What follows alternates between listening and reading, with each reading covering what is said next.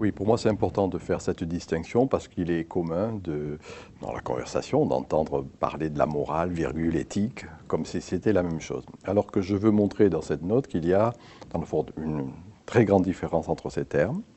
La morale, c'est ce qui s'est élaboré au début de la modernité, le XVIIIe siècle. La morale est universelle, générale, applicable en tout lieu et en tout temps.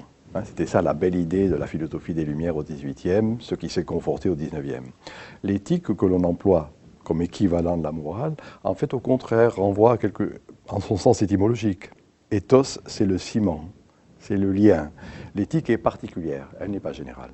Donc mon hypothèse est la suivante. Plutôt que de parler d'une morale générale, pour moi ça a fait son temps, il faut rendre attentif au fait qu'il va y avoir des éthiques particulières. Si je reprends une métaphore que j'avais employée, les éthiques des tribus post-modernes. Dernier point, déontologie. Là, c'est une coquetterie de ma part.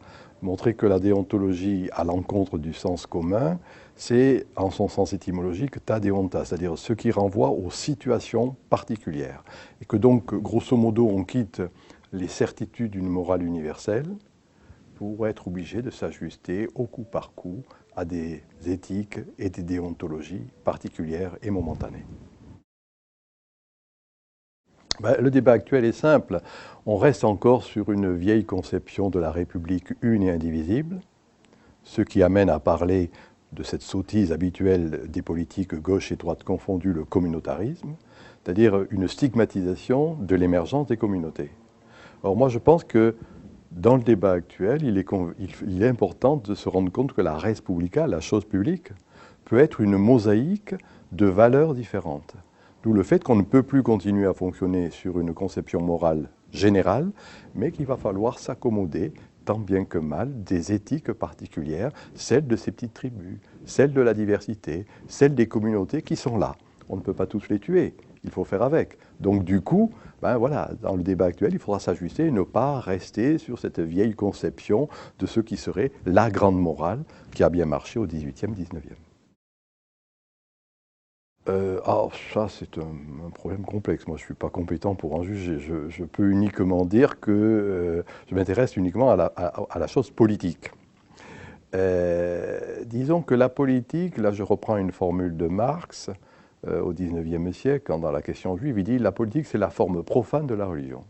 C'est-à-dire, dans le fond, ce que la religion chrétienne en particulier avait voulu faire un peu plus tard, le ciel, le paradis céleste, eh bien la politique veut le réaliser sur terre, le paradis terrestre, la société parfaite. Alors voilà, donc je dirais la politique a remplacé la religion. Ce qui est intéressant de voir, c'est que de diverses manières, les religions ou la religiosité est en train de revenir.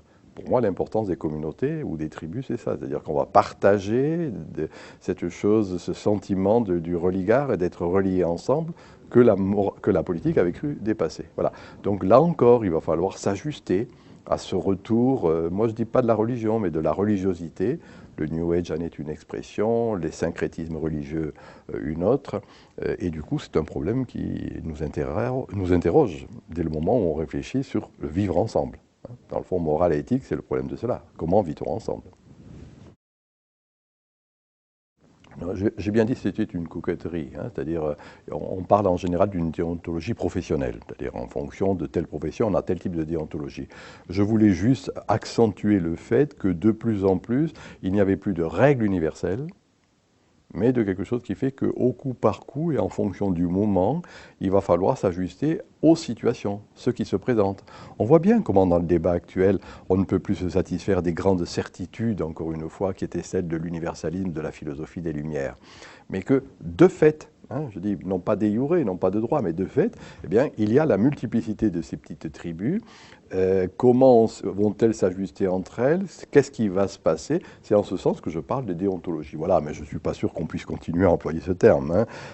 Mais c'était pour montrer le fait que la logique du devoir-être, c'est ça la morale, Max Weber le montre bien, que cette logique du devoir-être général est en train de laisser la place à quelque chose qui est une forme d'ajustement ponctuel. Voilà pourquoi je parle de déontologie spécifique et particulière.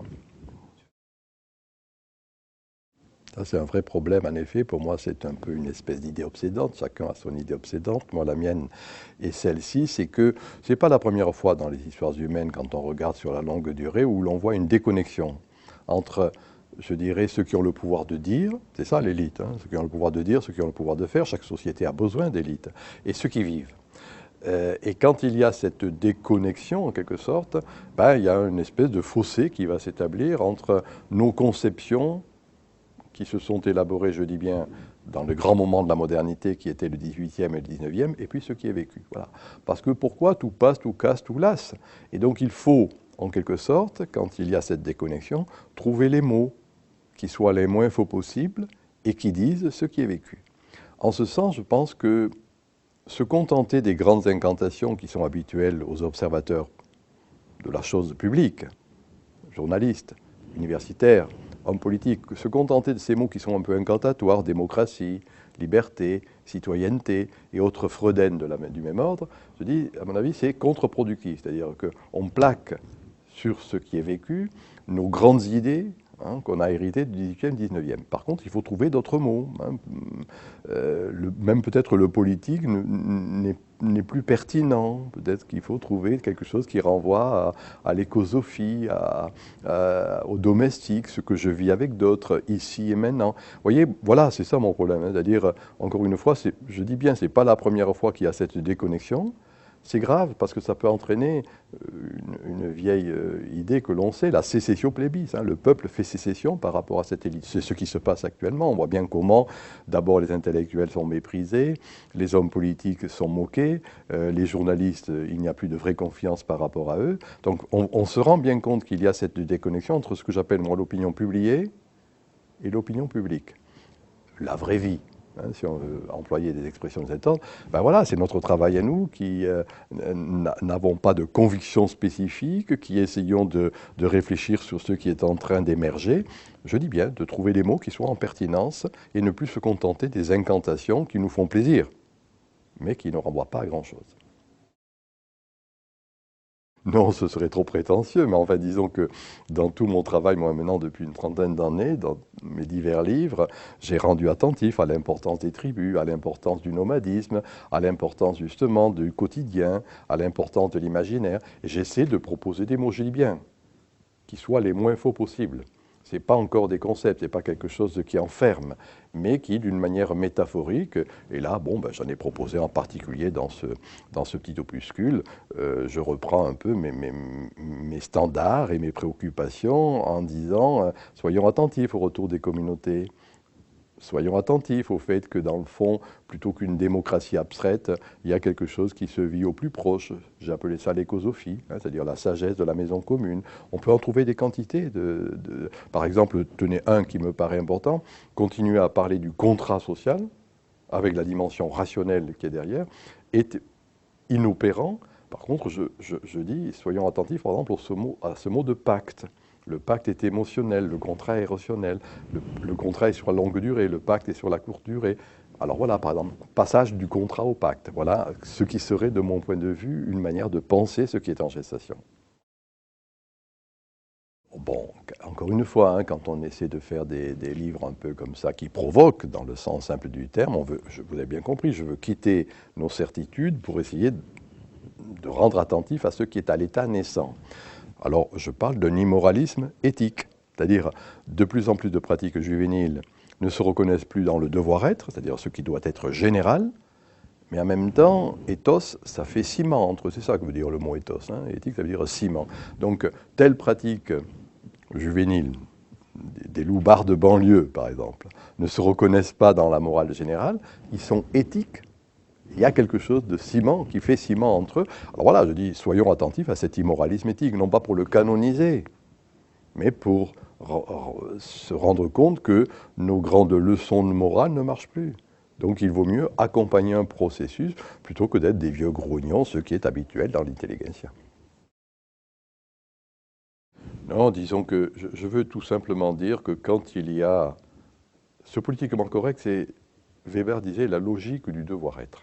C'est-à-dire que si on fonctionne toujours sur ce que doit être le monde, on ne voit pas ce qu'il est.